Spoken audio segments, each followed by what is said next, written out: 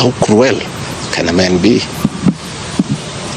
You know, as we speak today, the Deputy President of the Republic of Kenya, Gachagua, has no single security officer around him.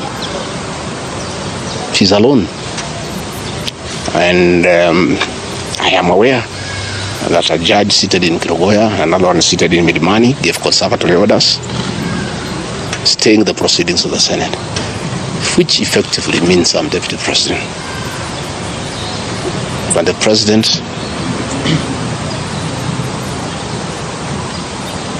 in total violation of the court orders, viciously,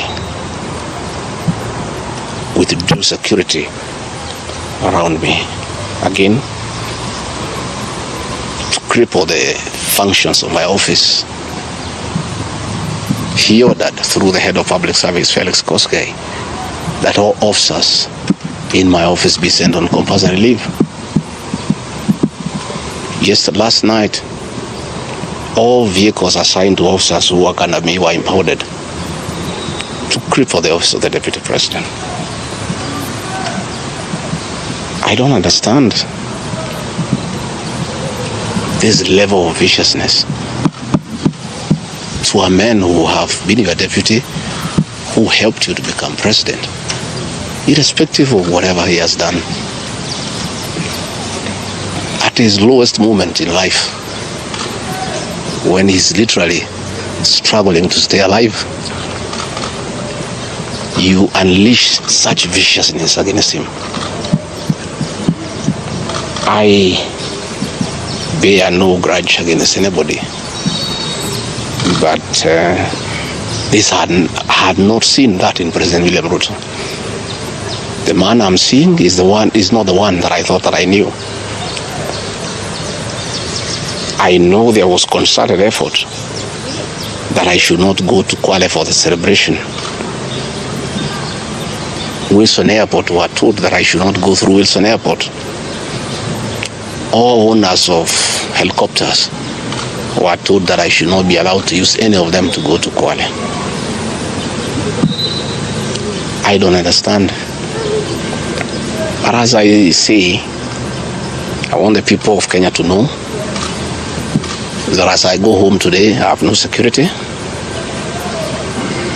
And it's good that they know. And if anything happens to me or my family, President William Ruto must be held to account. We've made many mistakes in life. Ladies and gentlemen, welcome back to the Mora TV. So in today's video, we're going to feature what the former deputy president, or rather the current deputy president, it's really not understandable. It can only be explained by the people who understand the law so much, but at the moment it might be even a constitutional crisis, and we never know whether Mr. Rigathi, or rather Mr. Kithure Kindiki, professor himself, resigned from the CS position of Interior Ministry. Now that what is ongoing is a very big drama, Mr. Rigathi Gachagua has come out to say that it's very cruel and it's very inhumane of Ruto to withdraw his security. Now that he's lying alone and just moving around in the current residence without security. The security was withdrawn from the hospital, and even his official residence of Karen, there is no security. The office, I don't think he's going to access the office. Now that we are pending and waiting on what is going to happen on Tuesday, and that's what we are suddenly banking on, it's very pretty sure that this guy will no longer be the deputy president of the Republic of Kenya. As the news are saying that the impeached DP leaves hospital, indeed, he is a very lonely man at the moment, except for some few politicians from the areas of Mount Kenya who have been his allies are some of the people still around him. But the others who wanted him out, their mission was accomplished. And the truthful man, as he calls himself, held this press trying to confirm, and even importantly, he talked about that there were very deliberate attempts to stop him from attending the Mashujaa Day celebration in Kwale. He said that no airport was he allowed to pass through All helicopters owner were warned from giving or renting an helicopter out to him for use on that particular day. So that's it for that section. Medical equipment that was being supplied by Kenyans to the Ministry of Health now has been given to one single Asian. I said, Mr. President, this is not right. We are killing our business people. So as we speak, I say that my lawyers are in court. We have faith in our judiciary. And I requested that according to the rules of natural justice, I be accorded an opportunity to be heard in the Senate. You remember I presented myself to the National Assembly and defended myself. In the Senate, I was there day one. And even when the Speaker asked me to sit down to listen to the charges, I decided to stand up to face my accusers. I was there the following day. I was ready for cross-examination. The 11 counts is nothing but malice and fiction. It was a political game by the president to get rid of me. And looking at it, I don't think the president had any intention of ever working with me. I think he just needed me to help him win the election because of my mobilization capacity and the faith the Mount Kenya region has in me. So I should have been given an opportunity. I have asked my lawyers and they have told me the motion was not time-bound.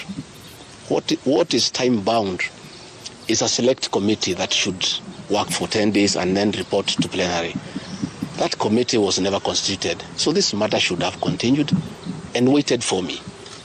I was ready for cross-examination so that I answer those 11 counts one by one, and I'm sure had I been given that opportunity, I would have persuaded the senators otherwise. I was not given that opportunity. When you look at the speed at which Rigathi Gachagua is being hounded at office, it's like the story of Simon Makonde. You remember that story? One who died, who was born on Monday and by Sunday was buried. The kind of efficiency that has been exhibited in hounding Rigathi Gachagua out of office, if this efficiency was being exhibited in the management of the affairs of this country. Also, Mr. Rigathi Gachagua said now that there are very deliberate actions to kill the business in Kenya, especially now that the Ministry of Health or the supplies in the Ministry of Health which have been given to one single Asian man. That's how Mr. Rigathi Gachagua was put. But in quote, that could be Adani. But now that this thing is ongoing, Mr. Rigathi said that, and he has really leveled very heavy accusation saying that maybe the president never wanted to work with him. It was only after using him to get the votes because Mr. Rigathi Gachagua has a very good mobilization capabilities and the faith the people of Mount Kenya stroke Mrima had in him.